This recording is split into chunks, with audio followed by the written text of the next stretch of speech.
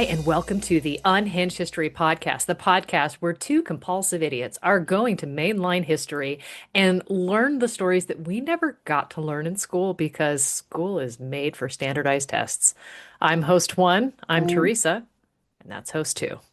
I'm Angie. Yeah, That's us. Standardized testing is so lame. I just wanted to put that out there. it is. And there was something I read, it was a long time ago. I can't recall the source. I know it was a book, but it was talking about how standardized testing is in itself a form of classism because you'll get, like, thinking about the SATs specifically, you will get students at prestigious schools where they will Mhm. be taught how the test is set up, how to answer the questions. So they Yeah. learn the logic of the question asking Yeah. Yeah. Okay. so that they are better equipped to pass the test. Right. So then you get the people like us who are pulling ourselves up by our bootstraps, and we don't have the logic behind the question asking, and we're Right. supposed to know the actual answer to the question itself. Yeah. No, that makes sense. Rude. Yeah. I always hated standardized testing, but I did love filling in the bubbles on Scantrons. We had a complicated relationship.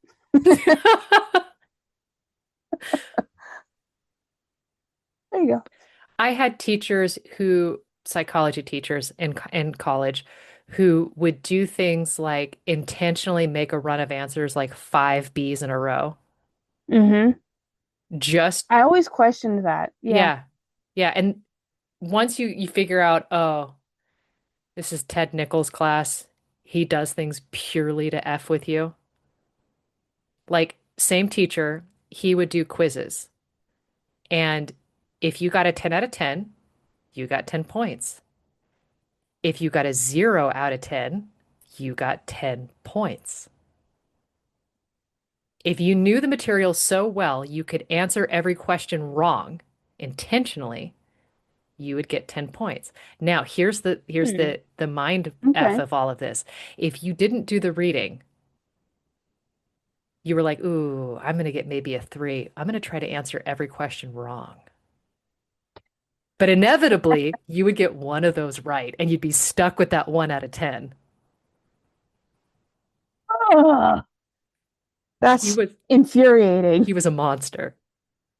I was okay. So my son for the outside world is graduating high school this year, and he has officially enrolled in the junior community college that we have here in our area. And I was talking to him about how a lot of his classes are on Canvas, Yeah. and how like if you just play the game, do the modules, you'll be set. Like just do your work and be done with it.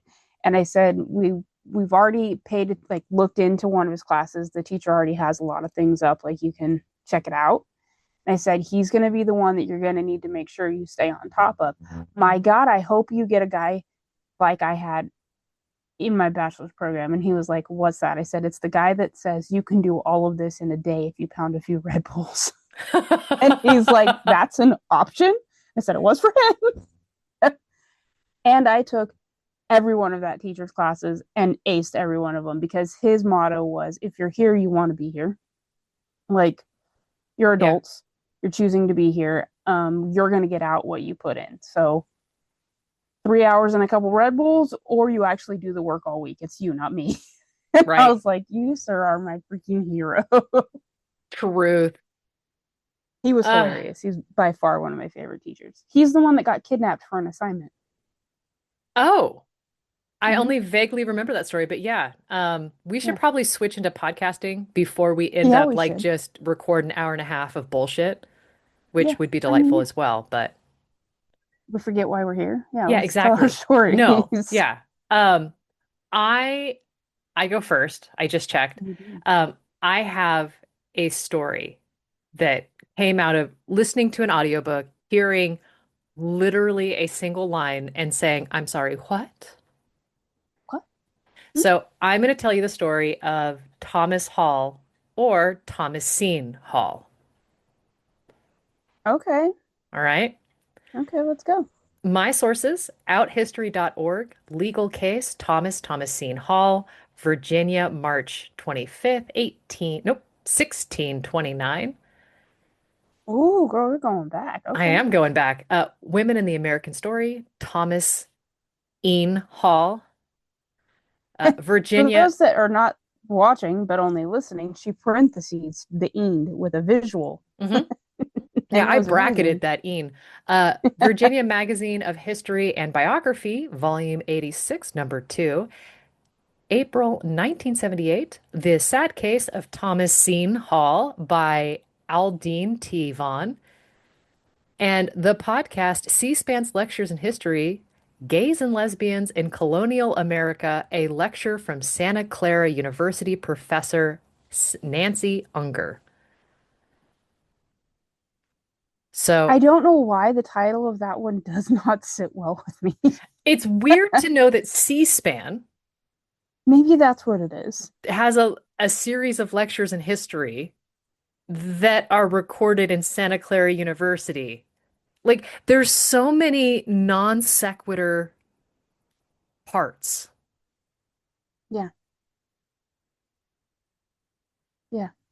Okay, maybe that's what it is that doesn't sit well with me. Yeah, Anyway, I think carry it's the on. C-SPAN, but I promise you it was C-SPAN, and it was like the weirdest thing. I almost didn't even click listen, but it was worth it. It gave some incredible context. Okay, well, let's go then. Okay, so Thomasine, and every time I say Thomasine, is likely going to have the bracket around the I and E. Now, they changed their gender identity throughout their entire lifetime. This story bounces between various sources, various parts of this human's life. The pronouns that I spit out are very likely going to be fluid, regardless of the best of my intentions. Okay, I don't mean it as a slight. This, if anything, is an accurate depiction of their life and times because terms like trans, intersex, gender fluid, these are recent in history and life. right. Okay, And they are ones that this person didn't have access to. So ascribing those terms doesn't necessarily feel right either. right. Okay. I'm picking So up what you're putting down. now, whether you're looking at their name, the historical records refer to them as Thomas or Thomasine. And that really corresponds with what's going on at that moment in life. What we do know is Thomasine Hall is born around the year 1600 in Newcastle upon Tyne in England. Okay, The parents named and christened them Thomasine and raised them as a girl. okay, When they turned 12, they were sent to live with their aunt in London, and they went clothed in women's apparel.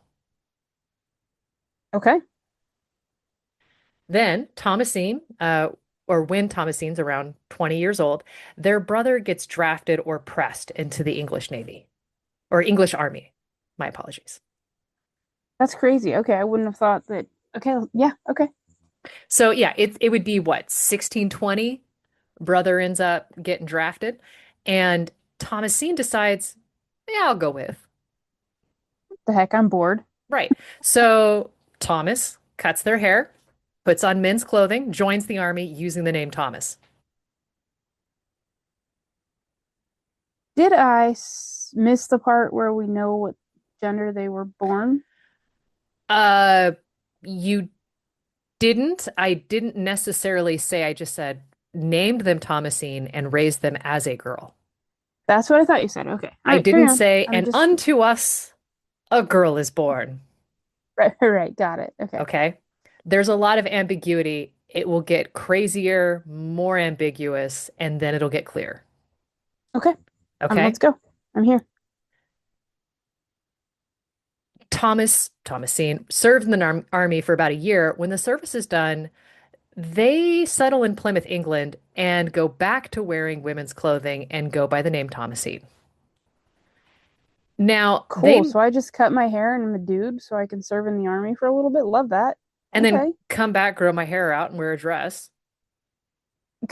Nothing's stopping you from having a good time. Right. I mean, they're just doing it for the plot at this point. Love that. Thomasine made their living crafting bone lace and doing other types of needlework or stuff that's basically just women's work. Okay. Now, like other working class people of their day, they kind of hear about this new opportunity for a brand new start up in the English colonies of North America. Okay. So they kind of decide to cast their lots and take their chances in the colonies, and they go as an indentured servant. Male or female? Put a pin in that. Okay. Because in late 1627, they don men's clothing, sign a contract under the name Thomas, and set out across the Atlantic Ocean. Okay. So fluid, right? Like, what color is the sky today? Is it What needs wants, I guess. right? Like, okay, so there again, ambiguity, okay? Now, when Thomas arrives in the colony of Virginia, they go to work for a man named John Tyos at a small tobacco plantation in Virginia. Okay. Now, at first, Tom is seen continue to dress and perform work of a man, but at some point, they just swap into women's clothing and take on traditional women's labor. And like nobody notices? They notice, but John appears to have no problem with this switch. Okay. Now, when the community pays attention and they're like, go back one, go back one, Because last week, I said you had pants on. And pants are, as we know, always the problem. pants are always the problem. They should never be, Always. but here we are. And so the community appears to have become less comfortable with this shift because we want pockets. And this is where John appears to have said that, no, no, I promise you, that's a woman, that's a chick, or whatever. Yeah, that's a woman, that's a chick. And the community, they're not thrilled with this idea. And then there's some rumors flirting around that Thomasine may have had sex with a maid from another household. Now, Okay. if if it's Thomas that had sex with the maid, well, that's considered fornication, and they're going to need to stand up for trial. That's not acceptable up in here. But if it's But if Thomasine, if it's that's Thomasine, post-female there's no crime. relationship. Right. Yeah. Yeah. Yeah. Okay. So three respected married women from the community take it upon themselves to inspect Thomas's body to determine their sex, I hate this for them. which to me But is a Thomas, solid not the. WTF. Yeah. Yeah. Yeah. Now they decide that Thomasine is definitely male. Okay. Definitely male. Owner Got it. John disagrees. Is owner John in the room with us? We're going to get to that because I've got trial bits, Okay. which, spoilers. Um, now, there's it's more complicated because there's another John, a John Atkins, who they're another member of the community. They had wanted to buy the indentured contract from John Tyos. Like Now, the contract for the people or for that for the person, indentured that sort servant, of thing. Okay. because you got to remember, Hall is an indentured servant. Yeah, no, I was making sure I checked that it's the contract for the person and not just like something else. That Yeah, yeah, not a deed, not, the got it. ability to lease a house or whatnot. Now, John Atkins, he doesn't feel comfortable with making this purchase unless he's sure of the gender, because that determines the kind of work they're allowed to perform. And it also affects the price. You pay a different price for a man than you would a woman, as you're expecting different outputs. Right. Bone Okay. lace I hate versus that. farm labor. Yeah. Okay. Now, John Atkins, he appeals to the plantation owner in a community, and the plantation owner interviews Thomasine, who confessed that they had, quote, a piece of flesh growing at the dot, dot, dot, like I guess we lost that part of the transcript, belly as big as the top of their little finger, but that they didn't have use of the man's parts. And those three women were like, nope, that's definitely a man. But okay, imagine you see a micro penis. You think, well, it's smaller than what I've got at home. I'm just going to be grateful. We have that at home. Yeah, we're not stopping. We've got one at home. So sorry. I just ruined your very serious explanation with we have one at I'm not cutting that out. home. Okay, got it. All right. I'm still gonna be like, no, sorry, that's just a piece of skin. I'm still going to be of the mindset of, you know what? I don't care what's in your pants. Honest to God, because really don't. You do you, babe. You do you. Yeah, like uh, none of my business. Do you have pockets in your pants? That's what I care about. Do you have And pockets how in the big are those dress? pockets? Is the pockets in the dress big enough to fit my phone and my keys? I mean, because it's a dress, so we should be able to fit a cutting board and a bunch of other things. Like, why are we limiting ourselves to? Okay, carry on. Anyhow, moving on. Honest to God, that's what I care about. Now you would think, going back to Thomasine's testimony of their anatomy, that they're likely an intersex person. Okay, this sort of makes sense. Right. Now, the intersex person, just for those playing at home, they're born with a combination of male female genitalia. Um, it still happens today. This is just what happens, right? Like this is just the things. It's the modern term for hermaphrodite. You know, we've moved away from that, but here we go. Most people in Virginia during this time period didn't have access to hermaphrodite. They didn't have words for this, no basis of knowledge. Now, Thomasine testified that since they didn't have use of their penis, that this shouldn't be a necessarily issue, and the plantation owner thought that Thomas's report was reasonable and ordered Thomasine to wear women's clothing. John Okay. Atkins goes on, purchases Thomasine's labor contract, and they take up a position in his home as a woman laborer. And then from that point forward, well, I'm going to skip that part. Now, the women who first inspected Hall's body, they're not happy with this decision because they know what they saw. Poor girls. I'm now So pitying them. they conducted a second examination while Hall is asleep. Absolutely not. No, thank you. Right. And the women invited John Atkins to inspect his body as well. This is where they discover that this person had a quote, piece of a hole. And that was reference to the female genitalia. So I just have a little bit of each. Yeah. And it doesn't appear that neither is enough to make a fool. Yeah. Okay. And so the plantation owner goes back on his word and says that now they have to wear men's clothing. You found a hole though. But there was a penis. Oh my God. Okay, so Why do you can't see like the back Thomasine and just do forth with whatever this? Thomasine wants? Right. God, I'm so irritated. Okay, carry So on. the community goes back to getting up in arms because they want to see if Hall is culpable of sleeping with the maidservant whose name is Great Bess. Great Bess. Yeah, Okay.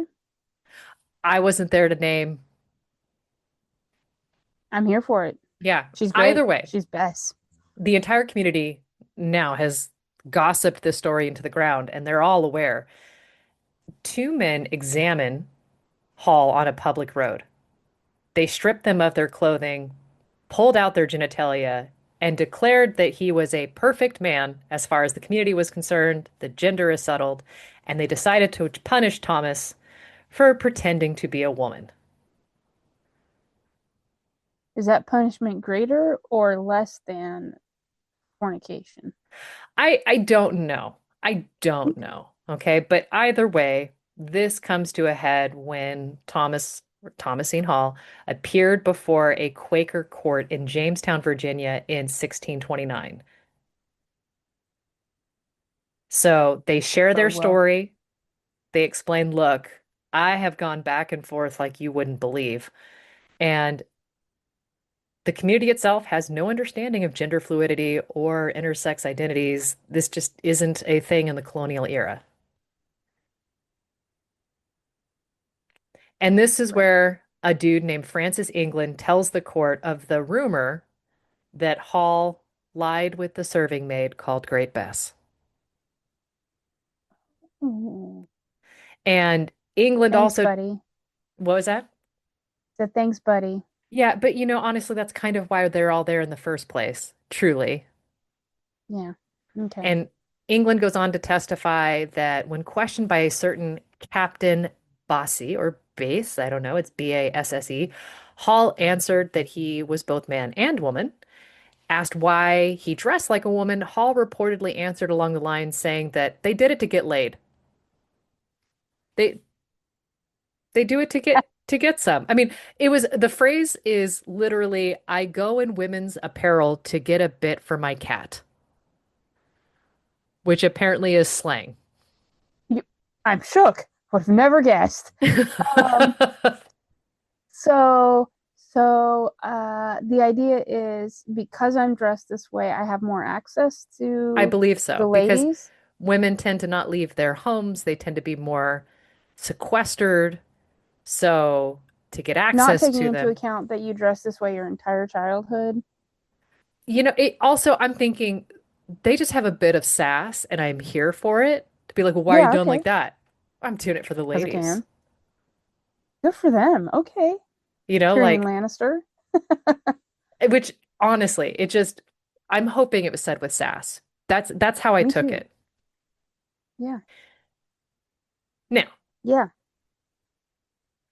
Hall's response to Captain Bess didn't satisfy the Virginians. So Hall or Francis England further testified that he and another dude were alone with Hall after hearing the rumors that Hall was a man and that the two of them said, I will see what thou carriest. And then the men laid hands upon Hall, threw Hall on his back, and England pulled out his members, which convinced England and Hall that he was, quote, a perfect man. This makes that incident sound pretty stinking violent. I mean, either way. Yeah. Yeah. Now, then we have John Atkins. He testifies about the three women examining Hall after hearing rumors that Hall was male and female. And Atkins, who tells us that there was a small penis, and then he says, well, that's male. Now, Atkins retells Captain Bossy's assault on Hall and how the captain asked Hall their gender. He said both. And then, Okay. so basically you kind of learn all of this. And then he testifies they don't have acts or control over their sex organ. And that's when he's told to dress like a woman again. So basically everybody comes out and says, I vote this, I vote that, I saw this, I saw that. Meanwhile, the person with whom has this is just stuck to the Just decision sitting of there everybody else. listening to regurgitations of their assaults as told by members of the community. I hate that. Okay. Now, they also talk about how, well, okay, so they go back and forth about how after this person saw this, well, now you have to dress like a man. Now this person saw that and you have to dress like a woman. So they really go through the full lineage and the full story, which is why we have all of this laid out. The Okay. governor decided on an extraordinary verdict. Thomas Seen, brackets included there, is declared to be both a man and a woman. And they were required to wear clothing of both genders, the breeches and shirt of a man, the cap and apron of a woman. And this was so that, quote, all inhabitants may take notice of Thomasine's unusual status. I want to believe this is the judge trying to make things right for them, You but would it be feels, wrong in thinking that. yeah, it feels so not that. It does feel so not that. And the reason why it doesn't feel like that, in the JSTOR article that I had up at the top, it starts off by saying drunkards were branded with needing to wear a D on their clothing. Right? Okay. And like you remember Hester Prynne, she was forced to wear the scarlet letter, the A for adulteress. This was Right. literally to stamp out their differences. It was I hate a that. mode of ostracization in the community. It's a symbolic stamp. Right, right, right. Now, What seems to have happened is it doesn't necessarily absolve Hall about sleeping with Great Bess, but basically that seems to have gotten lost in the chaos. People care less about that than Then, yeah, everything else. Yeah, yeah, okay. long hair, short hair, Whatever. right. Now, the court also doesn't seem to clear up any questions the community had about the work that Thomasine is allowed to do or expected to do. And at this point, Hall really just seems to disappear from official records. We don't really know how their story ends. Um, it could be that they moved to another community in the colonies, they took on a new name, lived under whatever gender. But it is a really interesting case study on how sex, gender, and identity are expressed in the English colonies. For real, yeah. Now, in the lecture, the C-SPAN lecture that I had in my notes, there was something mentioned that was remarkable about homosexuality in the colonial era. The professor notes that the colony's view on sexuality and gender is really linked to the economic stability and not morality. In times of plenty, any real deviation from the commonly held view of heterosexual relationships, or in this case, intersex designation, is basically overlooked.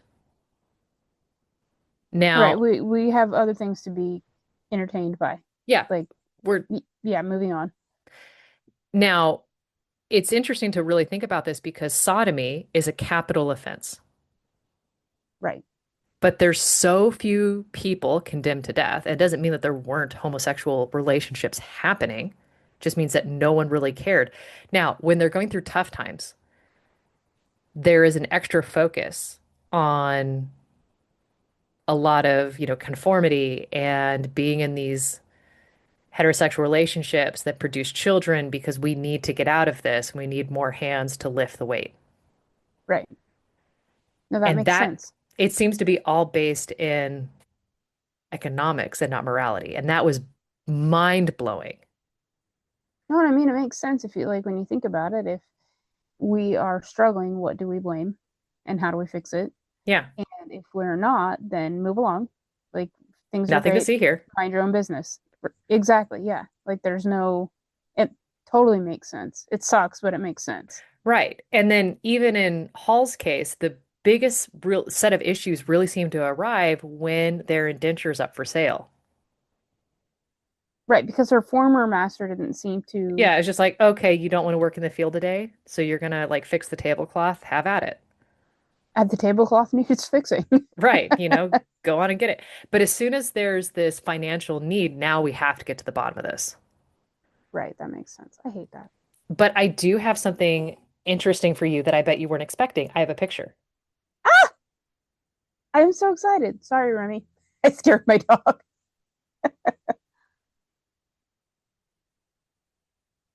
Okay. So it's like it looks like a woodblock etching, maybe. Definitely dressed as a colonial woman with the scarf over the head. Is that a basket of flowers? Maybe The carrots or maybe just a variety of things. That could be an artichoke. Those could be carrots. But Yeah, okay, like uh, it's a basket from the garden. Yeah. yeah, I mean, that screams female to me. in this setting, yeah, Yeah. I could easily see how, though, with the way that they created their face, how they could transition so easily back and forth. to be fairly androgynistic. Yeah. It's actually beautifully done. Well done. Yeah. Yeah.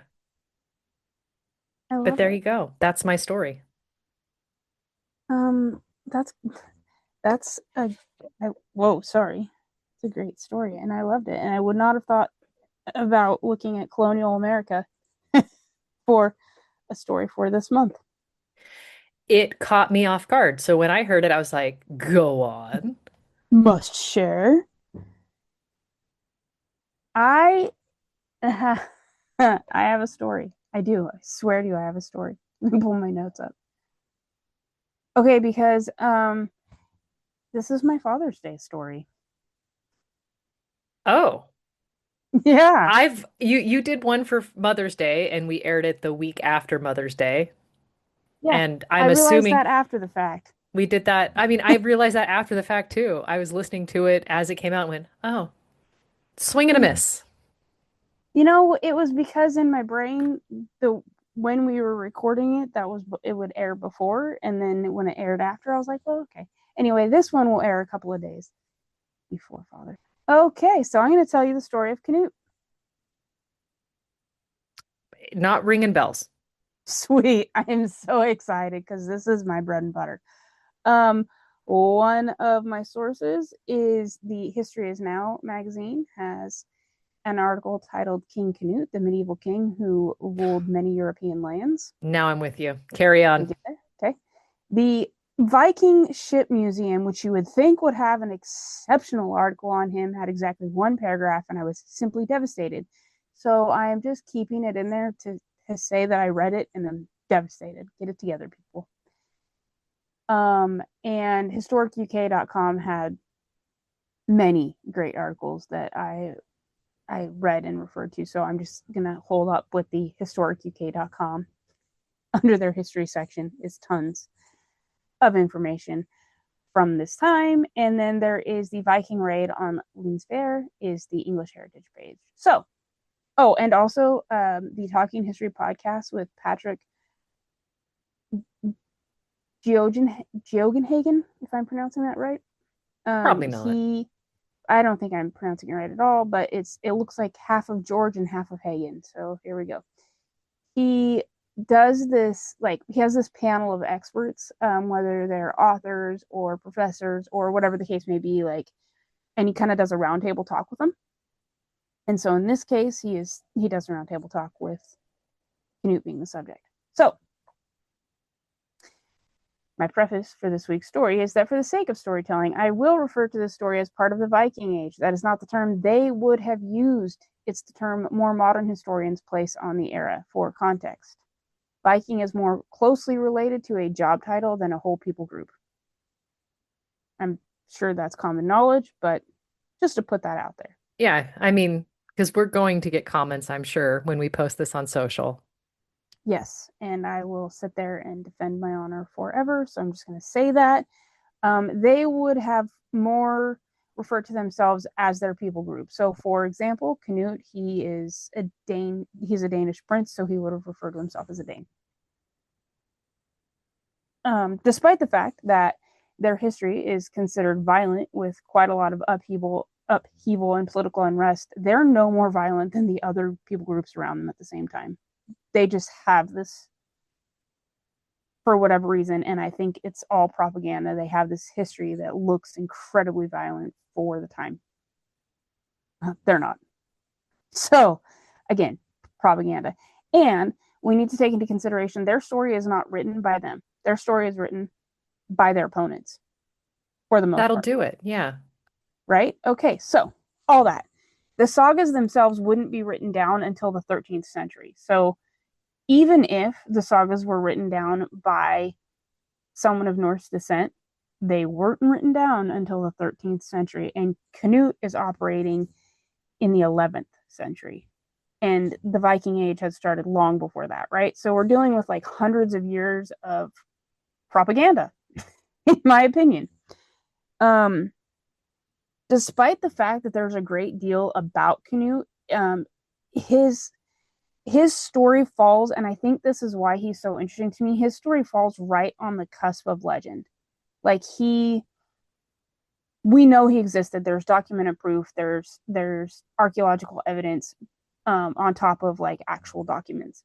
But because he himself sits in such in a time frame, there's this like misty area of did he, which makes it really fun for me. He himself he believed that he was the like fourth great grandson of Ragnar Lothbrok, who really does sit firmly in mythology. There is evidence of his existence too. Now, there's a lot less evidence of his existence, but it's there. So, fun, right? Okay. Now, in Canute's case, we know he was real. There's so much, and I could literally talk about just the evidence of his existence for hours, but I'm not going to bore you with that. Okay, Now, so wait a minute. Wait a minute. I also want to confirm one thing. Isn't your husband somehow related to this line? no, it's me. Oh, okay. I thought you were completely pandering to hubby. Oh, this is my story through and through. Pandering to hubby would be like Charlemagne, who Okay. he would absolutely love. But anyway, Canute is born between 990 and 950. He's the son of Swen Forkbeard and likely a Polish princess. Now I like how Forkbeard it's for the way you said that was it could have been Forkbeard and the Polish princess, but my brain translated that as he is a could be a Polish princess. I mean, you do you, boo. We're not trying to stop you. We just don't know for sure who his mother was. The most likely candidate is a Polish princess. Now, Forkbeard, Forkbeard spends a great deal of his time raiding in true Viking fashion, and then he dabbles a bit in some patricide to gain Oh, full control of the areas of his father's rule. Now, his father is Harold Bluetooth, the man for whose name we share the symbol. Okay, so Harold Bluetooth is sort of like a boss when you consider that he's like the original unifier of like he's what brings Denmark and Norway together. However, like in his case, he is a super pivotal ruler. He reigns as king of Denmark and Norway, and his reign lasts from about 958 to 986. And he further solidifies his unification by introducing Christianity as the official religion. He's also constructing defensive fortifications. But like the coolest thing that Bluetooth does, in my opinion, and this does matter, is he commissions something called the Jelling Stone. And this is actually now a UNESCO World Heritage Site. And it kind of shows the enduring symbolism of his Danish identity. The stone translates to say, King Harold had this stone erected in memory of Gorm, his father, and Thera, his mother. I'm going to stop nerding out right now. Harold, who subdued all of Denmark and Norway and turned the Danes into Christians. And like, he has this stone erected to just be like, hey, this is what I did. Okay, cool, cool, cool. But look the at me, thing Mom. is, pretty much, Sven, his son, is he's kind of seeing dad grow into this sort of weak and ineffective ruler, and so he throws a little bit of a rebellion and takes him out. And then he firmly sets his eye on England. Now, Vikings have been raiding England since at least 789, making their rather big debut at the Linsfair Priory in off the Northumbria coast in 793. Like that's when they're big. Like, oh crap, the Vikings are here. That's the moment, right? They had been off and on raiding before that, but that was the dawn of the Viking Age in the West. Again, I could talk about this for hours. Right. No, Moving I'm on. here for this. I mean, like, go on. So Swen Forkbeard, he's been running the English coast for a while, and the Vikings as a whole have been raiding the English coast for a few hundred years by this point. And he's like, we could do more with England. We could make this work. Okay, because so part of the thing is they're also looking for farmland. They want food. Norway is not the most farmable landscape. So No. just keep that in your mind. I'm not sure that Denmark's any better, but they are not just like we're not just here to steal your silver. Like we need farmland. Yeah, we can't eat the crown. Pretty much. Okay, so he's thinking he's looking at England and he's like, yeah, we could make this work. And so with the help of his then teenage son Canute, they set out to do just that. Now, by this point, England had been united under King Athelstan, which happened in the early 900s. And there's like literally so much history here to just whittle it down to like that sentence absolutely killed me. But just know he's kind of unified the whole area. At and since men don't live several hundred years anymore, Athelstan's been dead for a Wait a hot minute. minute They don't because it's live that long anymore. we don't live several hundred years, right? There's no Like it's not a thing. Methuselahs running around at this Did point. I say anymore? You did. Oh, we don't live several hundred years is what I meant to say. Athelstan, he's been dead for a hot minute, and a man called Aethelred the Unready is king. Foreshadowing is deep in this name game because he is so unready for when Big Daddy Cnut rolls up with his dad. And he's like, And oh, mother of God. this is proof you don't pick your own nickname. Honest to Because, goodness. Now, yeah, you in don't his roll into the party defense, being like, hey, I'm the Unready. Have you met me? the Unready. Uh, the Unready implies not that like he lacked his ability to like be prepared for something. It's more of the implication that he is like not given enough information. He's ill advised. He has no counsel. I don't know why unready is what they choose because Athelred the unadvised would have probably made more sense. But anyway, that's what we're dealing with. So here's the short of what happens. After Swen Forkbeard rids himself of his dad, he turns all of his aggression towards England. It's about the 990s, and he is forcing the ineffective King Ethelred, the Unready, to pay Swen off in a tax called the Dane Gold. Now, the goal here is like, I am just going to be such a thorn in your side, you are going to pay me to leave. And this works for a time. Okay. Like, right? But tensions reach an absolute breaking point when Ethelred, hoping to rid the England of Danish settlers, because he's told that, like, in order to keep his people safe, the Danes can't be here. He orders the St. Brice's Day massacre. Are you familiar with this? I am because of the show. Okay. For those that are playing at home, the St. Brice's Day massacre takes place on November 13th, 1002, and this is the general slaughter of all the Danes in England. Among them are Swen's own sister Gunhild. So he is pissed. Yeah, that's you don't kick the hornet's nest and then expect to walk out. Yeah, like you, anyway, exactly. So Sven is like not just only thinking, hey, we can do something with England, like we can rule this. I need food. He is also like, this man has got to go. My sister was just trying to live her life, right? So he launches this like devastating invasion starting in 1003. And after years of relentless raids, he launches a full scale invasion in 1013. That's when Canute rolls up when he's a teenager, right? And the English earls all but abandon Ethelred and they declare Sven king. Now, unfortunately, his reign only lasts a few weeks. He dies suddenly and never is officially crowned. What does he His reign is die like 5 weeks of? long. Sickness, or from falling off a horse, or, and this is my favorite one, the ghost of Saint Edmund came back to murder him in his sleep. Take your There's pick. ghosts in your blood. You should do some cocaine about it. Exactly. When I was like, you know what? Because this story gives me the same energy as Saladin's story of how many people had to die to get him in place. And I was like, I wonder how he died. Oh, I wonder how he died. Oh, I wonder how Ghost did it. Okay, that's new. So take your pick. I think he fell off a horse. I think he was injured, got sick, and never recovered. I think it's a combination of the two, right? Um, he, however, doesn't die before arranging a political alliance, otherwise known as a marriage, with the intention of securing loyalty of the English Midlands. The lucky lady is called Elgifu of Northampton, and she is to marry Canute, Okay. who is roughly between 16 and 18 years old at this time.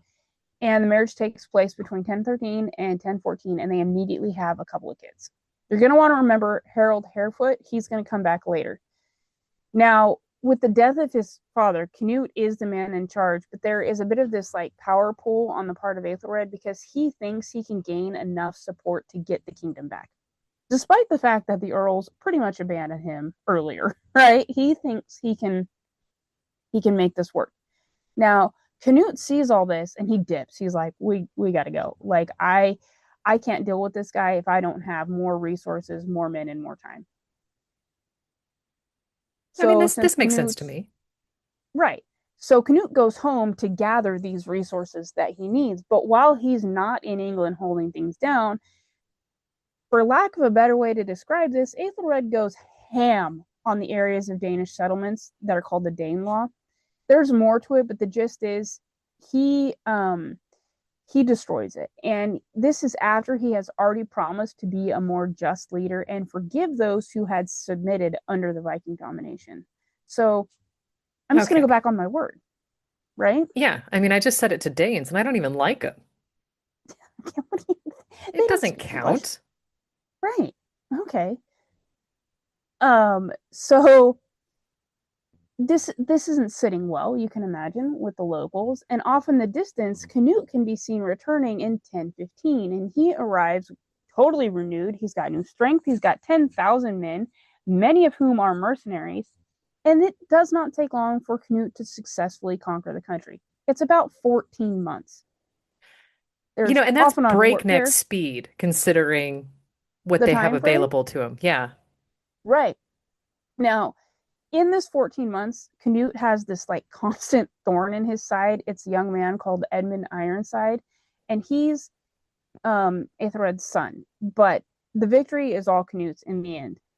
On April 23rd, 1016, Aethelred passes away, and this leaves in his mind Edmund Ironside as king. Because, right, he's the son. This makes sense. Yeah, this But goes after a directly to me. series, I inherited it from dad. right, and Canute's like, oh, did you? Because I'm here. And after a series of military conflicts, Edmund Ironside and Canute agree to partition England following Edmund's defeat at the Battle of Azadoun. Basically, what's going to happen is Edmund's going to retain Wessex while Canute controls the rest. And then there's this understanding that whoever dies, like if Canute dies first, Edmund gets the rest. If Edmund dies first, Canute gets to take Wessex in as well. Like that's the agreement that they come to, and they seem to be okay with it. Now, this doesn't take long. Edmund dies on November 30th of 1016. So like Oh, 6 months later, right? dang. And Canute's like, right then, uh, the whole thing's mine. He is crowned king at Christmas the same year. He's already secured the support of the Witan, and the Witan, for those playing at home, is like the for lack of a better word, like the Privy Council. This is like all the elders, the nobles of influence that have sway. He's already so Canute's already gained their support. So kind of in the bag for him. He's crowned the King of England, and then he sets his eyes on something that's going to consolidate his power even more. What do you think that is? I don't know. France? Emma of Normandy. Now, Okay. let's take a quick step back really quick, because you might be thinking, Canute is already married. What is he When doing has that trying to marry stopped another? anybody that's a ruler? Looking Honest to at you, Henry goodness. VIII. Hmm. So in Norse society, it is not uncommon for men of higher ranking to have more than one wife. Typically, your average Norseman is going to have his wife, and that's that. But the higher up in society you go, the more likely that there's more than one running around. Is fairly common for them.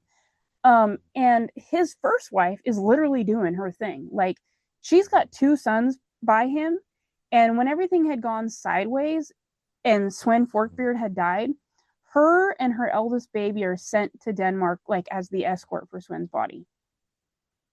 Shortly after arriving there, she's going to bear Canute a second son. And at this time, she is likely given an area to control while her sons are growing up. So effectively, this sort of makes for like a regent, right? So Okafu's like doing her thing. And I'm not even gonna get into it, but she is doing her thing, and I really hate how like um I think it's Vikings Valhalla sort of villainizes her, because she's literally just that's what society calls for her. She's just doing her job. And I think that the two women that played both of those characters nailed it. But anyway, Mm. Okafu's doing her thing. Now we zoom back in. He wants to marry Emma because she just also happens to be Ethelred the Unready's widow. And she is Emma of Normandy. So this looks great for Canute, because up to this point, Normandy has been a bit of a staging ground, or believed to have been a bit of a staging ground, since at least Rollo, right? Because Rollo comes in and gets Normandy. Like it's long story short, he is given Normandy as his like holdings. and he is Emma's like great grandfather. So Viking presence there has been very real for a very long time, and they believe that Vikings are maybe stopping off in Normandy on the way to continue their quest to England. So it's like super efficient for him to have Normandy as well. Now, she marries him. Emma marries him, like, as we assume, willingly. Like, she kind of is in the right place and time. And um, in very quick succession, gives him two children, Hearth-Canute and their daughter called Gunhilda. Now, my dad does get a little bit dicey here, and he has a young man called Edwig Atheling killed because he is Aethelred's other son. So Ah, this pretty much eliminates any threats to the crown at this point, got to keep the bloodline going. Yeah. Okay. right? So this is a little bit sketchy right there, but here we are. Now Emma, for her part, she already does have two children, two sons with Ethelred the Unready, like living children. You have Alfred Atheling and Edward the Confessor, and they're basically forced into exile. So are Edmund Ironside's sons. None of these boys seem real happy about the situation. But Shocker. I know this action sort of shores up kind of the line of succession and the crown for Canute. We're going to come back to that in just a little bit, but the basic gist is he takes all these steps in order to ensure that nothing is going anywhere anytime soon. So now he is fully the king of England, doing his king stuff, and he shores up the military. He holds a meeting in Oxford, creating these agreements that the English and the Danes are now officially going to live in peace. And he does this using the governing laws of King Edgar the Peaceful, who had ruled England from 959 to his death in 975. Now, King Edgar, in my opinion, it was like a really cool dude, but so unheard of. And Canute's like looking at his policy and the way that he ruled England when he was alive and thinking, holy crap, he's got it. Very few men have the peaceful in their name. We should probably follow that understanding and make it work. And so he does. Like, that's his plan. But then in 1018, so he's been the king now for like 2 years, right? He gets word that his brother dies. And this leaves Canute the chance to also claim the Danish throne, which he does. And in so doing, he becomes the first English king to spend a great deal of time outside of England because you have to Interesting. go to Denmark to get your Danish throne. One of the first things he does is he declares his son with Emma, Hartha Knut, the crown prince of Denmark. A man called Olaf Jarl will act as the regent. And then by 1028, he gains control of Norway. And he has thus created and is now presiding over this vast area called the North Sea Empire, which was basically his grandfather's goal. And Canute's like, got it, done. And this works really, really well for him. He doesn't really need a centralized base because he's got loyal regents everywhere. And by this point, England sort of handles its own business. Now, regardless of all of that, he does establish a base of government in Wessex, and he's rewarding key allies. He's dealing with scheming allies that turn coat and do different things, kind of in pretty dramatic ways. Because betrayal is betrayal, and for Canute, like, if you could betray the other guy, what's going to stop you from betraying me, Yep. right? He does some pretty gnarly stuff in that moment. But despite his like ruthless handling of his rivals, he gradually establishes a more stable rule that allows both the Saxon and the Viking communities to coexist, which is pretty freaking astronomical when you think about all the warfare up to this point. Like, we couldn't be nice to each other to save our lives. And he's like, actually, yeah, we can because we're not that different. And let me tell you why. Right now, he, because he can get these communities to coexist, he comes to be viewed very positively by all the people in the area. He's got these close ties to the church. His adoption of the laws of King Edward and his efforts to strengthen their currency, like, pay dividends to the nth degree for him because he is putting a stability in place that has been lacking for years, Okay, this makes sense. right? And the people are loving it. One of the things he does to further cement his rule and like the unification of this vast empire is to promote Christianity throughout the whole thing. He is considered the first Viking leader to be acknowledged by the Pope as a Christian king, Wow. which is kind of a big deal. He then takes it one step further by making a pilgrimage to Rome to demonstrate his faith and to witness the coronation of the Holy Roman Emperor Conrad II. By the time he's on his way home from this pilgrimage, he is able to refer to himself as, quote, King of all England, Denmark, and the Norwegians, and some of the Swedes, which I think is like, I love that you have to add that for yourself. I got some of the Swedes too. That's so cool. It's a hell of a He resume. succeeds, right? He succeeds where his father could not. And after some sort of illness, he dies at age roughly 40 to 50 on November 12th, 1035. England goes to his son, Harold Harefoot, by Elgifu, his wife, his first wife, and then the rest goes to Harthacnut, Emma's son. So there I is like some kerfuffle.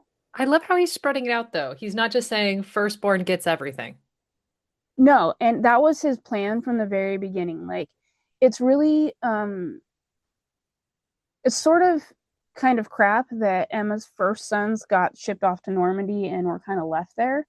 But I think Canute was looking at this in the long game, which is something that I don't think his father or his grandfather did before him, and was like, how do we separate after I die? Like, how do we keep consolidated power and keep the governments and the countries running smoothly after I die? And unfortunately for him, he didn't have like a super long reign, right? Like he got there at 16, was dead by 40, 45.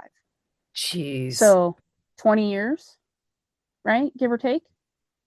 And I always think to myself, like, what more could he have accomplished if he'd have lived longer? Like, how much more could he have solidified and unified things if he had lived longer? Because his sons are obviously sons and do duke it out a little bit for the remaining control, right?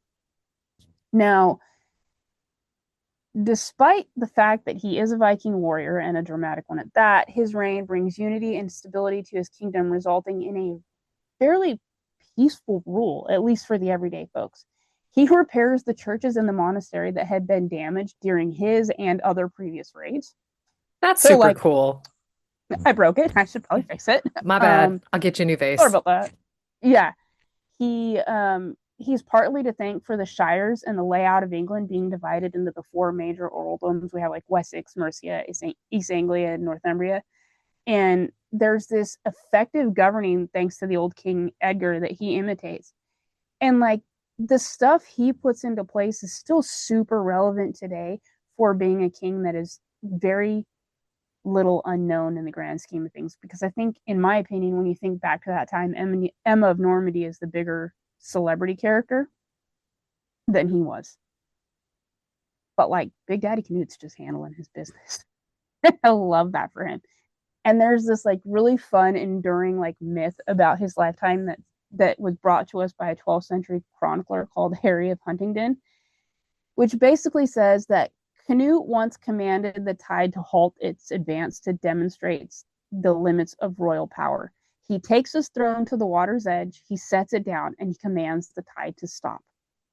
The tide does not stop and ignores his command and gets him wet. He then takes his crown and hangs it on the crucifix, declaring that only God has supreme authority. And I love that it shows his humility. Like, yo, I'm just a guy. I cannot tell this to stop, but I can do XYZ things. And we need to handle our business. Put it where it goes. So that's the story of Big Daddy Canute. And yes, my whole house knows him as Big Daddy Canute because I talk about Canute all the time. That's incredible. And now I understand. Because this whole time I was like, how do we get to Father's Day from this? Big Daddy Canute, the father of England, in my opinion. Limeys, come at her. Do your thing. Yeah, It's okay. I don't attack. mind. Because here's the thing. He's only 30 years away from the fall of the Viking Age anyway, when Harald Hardrada takes his death at Stamford Bridge in the battle leading up to the Battle of Hastings. So there you have it. He just happened to be one of the coolest Viking rulers England had. I love that.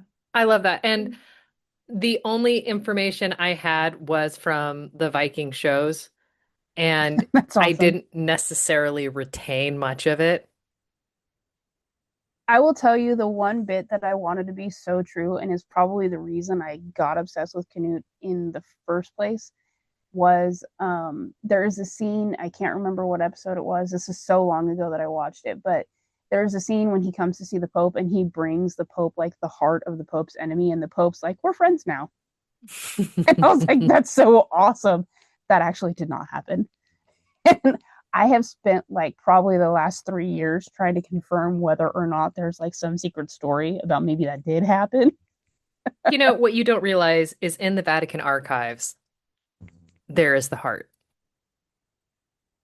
which we will never see because unless we figure out how to break in, we're never And going to get in. some cardinal who will never hear this episode is listening to this episode in my fictitious mind and giggling as they stare right at it and check that it's still in inventory. It's got like a little sticker note on it that's like Canute brought this Well, in yeah, I text. mean, I'm imagining now they've updated things. So now he just scans it and goes, present, Oh, scan, scan. I mean, because it's a digital age. yeah, you're probably right. There's a spreadsheet somewhere for this. Oh, I would love to see that spreadsheet. If you two would love to see this spreadsheet and you're thinking, hot damn, what a wild windup. Rate, review, subscribe, send this to somebody who also wants to see the spreadsheet. And on that note, goodbye. Bye.